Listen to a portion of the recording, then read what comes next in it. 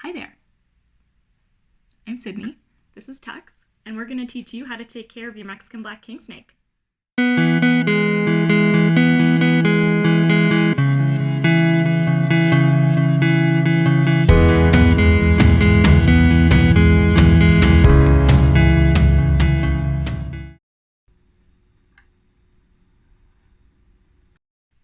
Guys, I don't even know how to get this camera straight right now.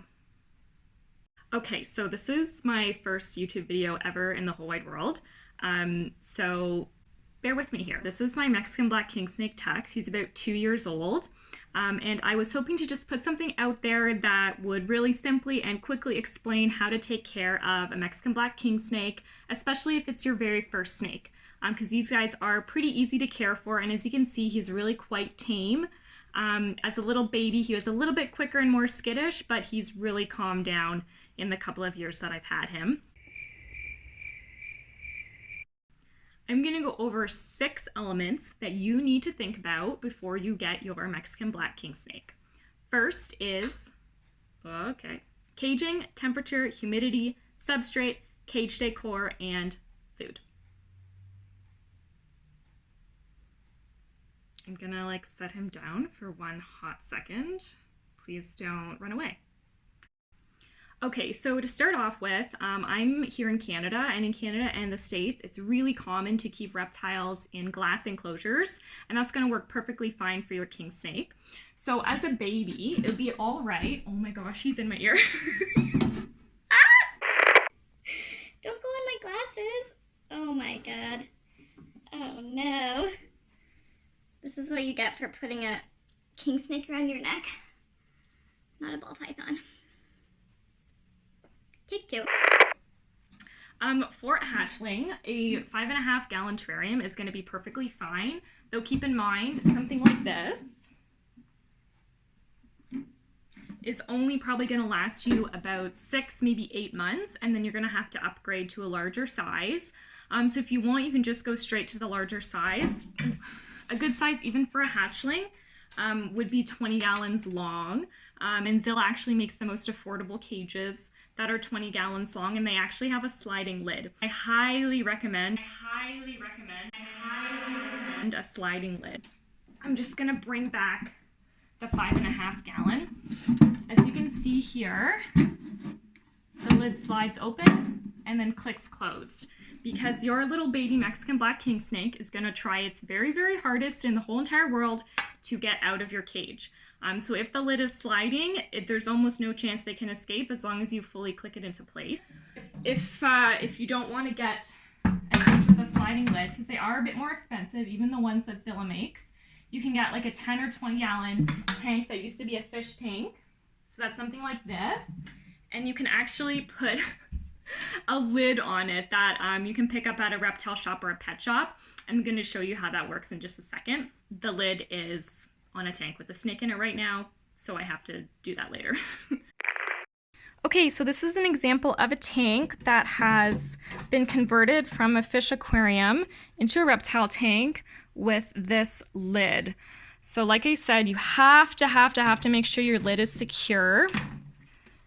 So if you do want to use this kind of lid on an aquarium, get something like this. These are Zilla screen locking clips, and basically they just kind of clip into this little ridge here and then also down, and I'm going to show you like on this little ridge here on the aquarium, and they keep it nice and secure. I don't use these actually on this particular lid because it's a little bit missized. So I actually use 2 15-pound weights on it, but that's sub-ideal. So aside from a secure lid, the main thing that you need to make sure about your tank is that this side and this side together are not any, oh my gosh, he's choking me to death right now. I'm just kidding, but he's hanging on pretty tight. So the minimum size recommendation is length by depth should not be any shorter than the total length of your snake. You have to basically make sure your snake has room to move from one side or another to choose which temperature it wants to be at, and that you have room to put in a couple of hides, a water dish, and some substrate and everything. When your snake is an adult, of course, they're going to need about a 40-gallon tank or something equivalent. You can always use like a PVC enclosure or a handmade enclosure, any other kind of setup you want, but the glass tanks are kind of the easiest to acquire here in Canada, so that's what most people go with, and that's perfectly fine for a king snake. Oh dear. Just had to get my snake out from under the coffee table lid. Okay, Tex, here we go. We're moving on to temperature. We can do this. Okay. So, unlike when you get like a hamster or a dog or any other kind of mammal, reptiles actually can't regulate their own temperature by themselves. They have to have a heat source outside of their body that they can snuggle up and get nice and warm if they want, and then somewhere cooler that they can head over to if they're feeling too hot. So for Mexican Black Kingsnake, this basically means that you need one spot that's really hot, that's called the basking spot, and then the area where the basking spot is needs to be fairly warm. That's called the warm side. And then you need the other side of the tank to be cool, okay? So you want to make sure that however you're heating the tank, the hot side is on one side and the cool side is on the other side, okay? So you don't want your heating element to be in the middle of the tank. So there's a few options that you can use to heat the tank. Basically what you're going to look for is a basking temperature of 90 degrees Fahrenheit, a warm end of about 80 or 85, and then a cool end of no lower than 75 degrees Fahrenheit. There's a number of ways that you can create this heat and also measure it. It's really important that you're not guessing about the temperatures. It's completely impossible to guess temperature. My personal favorite is to just use a heat mat. It sticks to the bottom outside of the tank, and you can purchase these at any pet or reptile store. I usually go for a size larger than what's recommended on the package. So for example, if I have a 10-gallon tank and the heat mat recommends it's used for 5 to 10 gallons, I would actually get the heat mat recommended for 10 to 20 gallons, especially if that's going to be my only source of heat in the entire enclosure. Basically, you want the heat mat to cover at least a third of the enclosure so that some of the heat actually permeates throughout the enclosure and it's not just on a tiny spot. And what you also need to use with the heat mat is one of these. It's a thermostat. You can get it on Amazon for like 25 bucks. It's going under the... And basically what you do is you plug the heat mat into there, and then you put your probe into the tank and put it right over top of where the heat mat is on the glass, and then you plug in the thermostat, and then you can actually set your thermostat to whatever temperature you want digitally. Set that to 90 degrees because that's what you want the hottest part to be. This is important for heat mats because they can overheat, and then that's going to actually burn your snake. So you don't want the heat mat to be getting too hot, meaning you need a thermostat. You can also buy something called a rheostat, which reptile supply companies make, and those work fine as well, but you're going to need a secondary method of measuring the temperature because they don't have a temperature probe in them. It's literally just a dial that you turn up and down to either make the heat increase or decrease. So I'll show you what one of those looks like. Here we have the digital readout, okay, and then a temperature probe as well. You put that down onto the hottest part of the terrarium, and then you know what the hottest temperature your snake is going to be feeling is. So like I said, 90 degrees should be the hottest. The warm end ambient temperature should be 80 to 85, and the cool end should be 75. Moving on from the basking spot, your warm side also needs to not be too cold, and your cool side needs to not be too cold. It's not going to work if you just have one really hot spot and then the rest of your room and the rest of the tank is freezing cold. Then your snake is either stuck 24/7 on the hot spot or it's too cold. I use a combination of a smaller heat mat and a basking bulb that I have on during the day. It's only 25 watts, so it's very low. And that just increases the overall temperature of my enclosure. My warm side is actually around 80 or 85 degrees, and then it keeps my cool side a little bit warmer as well because it just heats the air in the enclosure. An example of a heating bulb is like this, and I'll show you the box that they come in. So it's going to be something like this. This is a pretty big one because it's 100 watts for my lizard, but just 25 watts is going to be fine if you're combining that with a heat mat in, say, a 20-gallon long tank.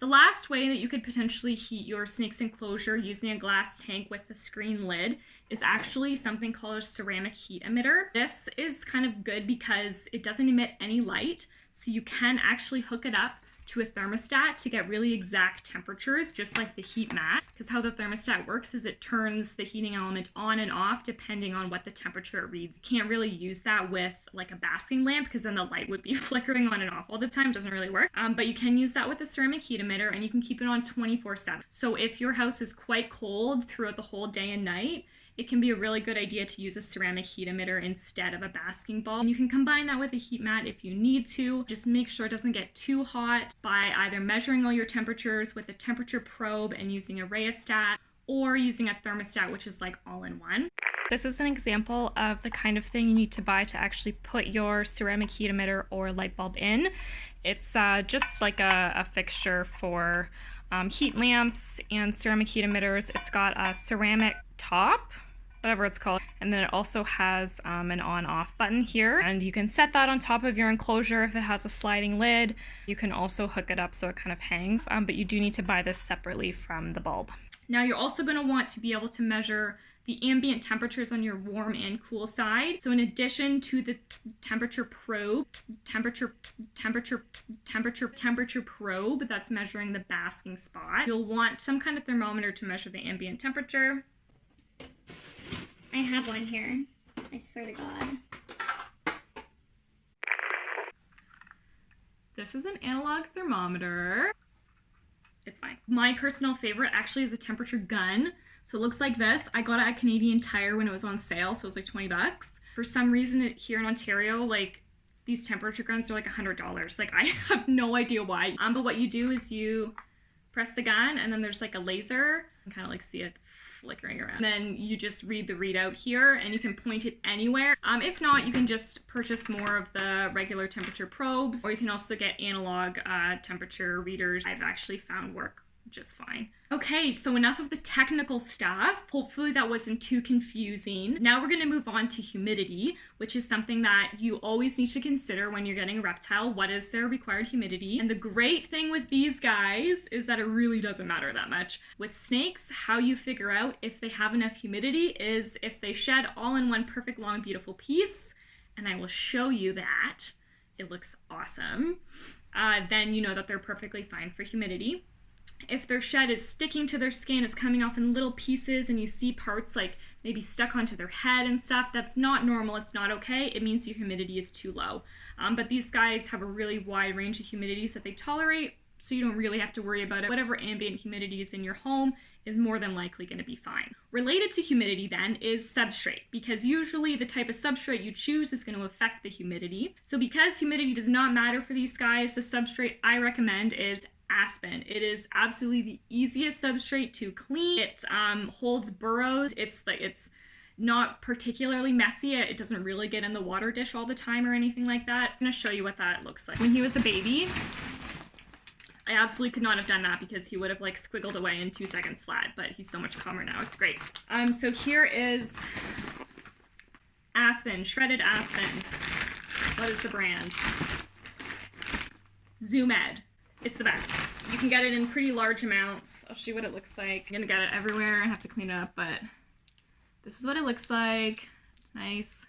Shredded aspen. I had water there, which there's aspen in it now, so that's great. Beginner mistakes. You're gonna want like a few inches in there, just enough that the snake can burrow in it. When it's a baby snake, not that much. When it's an adult snake, you need some more. Now for your cage decor, snakes are pretty simple. They need a water dish and 2 hides. 1 hide on the warm side and 1 hide on the cool side. So if they feel cool, they can go into their warm hide and still feel safe. If they feel warm, they can go into their cool hide and still feel safe. So something like this maybe, or like this is a really simplistic hide. These are small, they would work fine for a young baby. Snakes do like to feel like all sides of the hide pressing onto their body. That's why you really do want to size your hides up as your snake grows, rather than just buying one big hide at the very beginning. So example of a larger hide is this, and this is really good for a larger snake because as you can see, there's like, it's pretty low to the ground, so the snake can coil up and still feel really secure. There's lots of options that you can get from pet stores. And then in terms of a water dish, this is a Exoterra reptile water dish that kind of looks like a rock, or you can just use like a ceramic dish or like even a Tupperware. Anything that just won't tip over is going to be fine. You're going to want to change that water every day is best. It's also a good idea to fill up your water dish with water that's actually been dechlorinated. Another nice thing to add for Mexican Black Kingsnakes, because they are pretty active, are actually some branches that they can climb on. That'll really help keep them in shape. It'll give them a bit of enrichment. You can buy branches made out of plastic and resin from pet stores, or you can also just like collect sticks from the wild. The wild nature. You can just collect sticks from outside and put those in, just give them a good wash beforehand. There are other ways that you can more fully sanitize them, like boiling them or baking them, and if you want to be extra safe, it's definitely not a bad idea to do that. So kind of related to the cage decor is also going to be cleaning the cage. If the cage is never cleaned, your snake can actually develop mites, which if you look at the belly of the snake, my snake does not have mites. Oh, look at that rainbow. That's so pretty. But they're basically, they would be kind of these little like dots that you would see maybe like in between the belly scales or especially under the chin. And those are no good for your snake. So reptiles, they don't need their cages cleaned as often as something like a hamster might, but you do need to pick up their poop every time they poop. I found I would feed my snake and then he would poop a few days later. I'd scoop out the poop, and that would be pretty much it for the entire week. And I wouldn't have to do an entire enclosure clean, except for maybe every 2 or 3 months. It's going to depend a lot on the size of the snake relative to the size of the enclosure. So if you have a lot of substrate in there and just a very tiny snake, you're probably not going to have to clean out the whole enclosure as often as if you have a larger snake in a smaller enclosure. But at least every 3 months, you're going to want to remove everything from the enclosure. I spray down my enclosures with a mixture of vinegar and water. I let all of my cage decor soak in a bucket of 1 to 9 bleach solution. I have a little toothbrush that I use to scrub off the gross parts. There's lots of ways you can sanitize the things in your cage. That's just the way that I do it. And the great news is you only have to do that every couple of months and your snake should be fine. Finally, food. Yay, feeding snake. These guys are excellent feeders. You really shouldn't see them going off food almost ever, which is super awesome. I can't tell you how frustrating it is to try to be feeding reptiles and them not wanting to eat. It's a pain in the butt. But these guys, they absolutely love food. They're gonna go for it every time. What I really recommend you use are feeding tongs. You can buy these again in the reptile section of your pet store. And what you want to do is, first of all, feed frozen thawed. So there's absolutely no reason whatsoever to be feeding live to a king snake. The only reason that anyone should ever really be feeding live is if that's the only way that their snake will eat. And these guys just are such voracious eaters that they will take it if it's been pre-killed, no problem at all. Feeding live, it's just not as humane for the prey item, and it's more dangerous for your snake because they are an animal, they can fight back, they have sharp teeth and sharp claws, okay? Basically what you do is you can go to your local pet shop, or you can also go to like a local snake breeder or someone who breeds feeder animals and purchase frozen thawed mice or rats. Either one is fine. The rats obviously are a bit bigger, and they come in a variety of sizes. So how you figure out what size you want to get for your snake is you look at the thickest part of their body, which for him is right here. That's like their stomach, basically. So you'll notice that the thickest part of his body is much thicker than his head, and that is perfectly fine. You want to choose a prey item that's about as large as that thickest part of their body. He's leaving. Goodbye. And when it's feeding day, as a general guideline, once every 5 days for babies, once every week for yearlings, and then after that, every week to 10 days, depending on how large the prey item is. So what you want to do is, like I put mine in a bag, and then you put it into a cup with really warm water in it and just leave it in there. The small mice take like 10-15 minutes to thaw out, and then as they get bigger, obviously it takes longer. But this is the way that you thaw out safely frozen mice and rats, okay? Do not put your mice in a microwave or something like that. What do you think, Tex? Did I miss anything? Let's do a quick summary again, okay? Caging, you can use a specific reptile terrarium or convert a glass aquarium into a terrarium. Just make sure that the length and the depth are not any shorter than the total length of your snake. Temperature-wise, you want a basking spot of 90 degrees, the ambient warm side temperature of 85 to 80 degrees, and a cool side no cooler than 75 degrees. You can accomplish this with a heat mat on the bottom of the terrarium, a basking light above, or a ceramic heat emitter above for 24/7 heat, or any combination of those things to get the proper basking and ambient warm and cool side temperatures. All of those matter. You will need to use a thermostat if you're using a heat mat or a ceramic heat emitter. Use thermometers to measure the temperature of the basking site, the warm end, and the cool end. In terms of humidity, these guys will tolerate whatever. So the best substrate to use, in my opinion, is shredded aspen. You're going to want to clean that out every few months and spot clean every single time that they poop.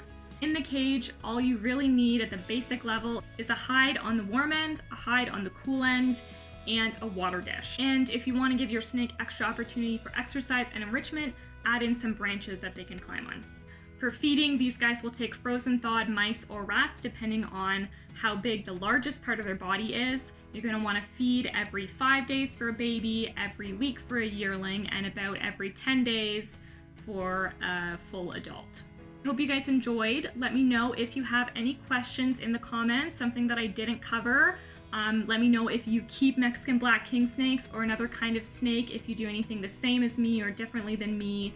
And requests for future videos would be awesome. This is my first try at YouTube, so I hope it went okay for you. I really just wanted to share my love of reptiles with everyone and hopefully provide some help when you're kind of looking up, researching what kind of snake or what kind of pet you want to get. If I could be part of that journey, that would be super cool for me. Okay, see you next time. Say bye, Tex.